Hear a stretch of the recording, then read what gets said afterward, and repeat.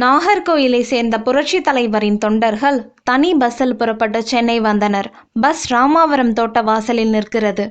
நாகர்கோயில் தொண்டர்கள் வருகை பற்றி புரட்சி தலைவரிடம் தெரிவிக்கப்படுகிறது. தாய் வார இதழின் லே அவுட் ஓவியராக பணிபுரியும் ஜானி அவர்கள் பத்திரிகைகளில் விளம்பரம் கொடுக்க தயார் செய்யப்பட்ட டிசைனை கொடுக்க பார்த்து கொண்டிருக்கிறார் புரட்சி தலைவர்.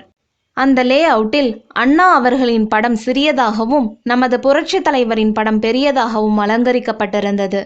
கோபம் கொப்பளிக்க ஜானி அவர்களிடம், இந்த கட்சி எம்ஜிஆர் திராவிட முன்னேற்ற கழகம் அல்ல, அண்ணா திராவிட முன்னேற்ற கழகம். அவர் பெயரால் துவங்கப்பட்ட கட்சியில் அவர்தான் மக்களுக்கு பிரகாசமாக தெரிய வேண்டும், நான் அல்ல. அது மட்டுமல்லாமல் அமைச்சர்கள் எம்எல்ஏக்கள் பெயர்கள் கூட எப்படி வரிசைப்படுத்தி போட வேண்டும் என்று சரி செய்து கொடுக்கிறார் புரட்சி தலைவர். சரி என்று தலையசைத்த ஜானி அவர்களை கையோடு அழைத்து கொண்டு டைனிங் டேபிளில் உட்கார வைத்து சாப்பிட வைத்தார். பிறகு நாகர்கோயில் தொண்டர்களை சந்திக்க வருகிறார் புரட்சி தலைவர்.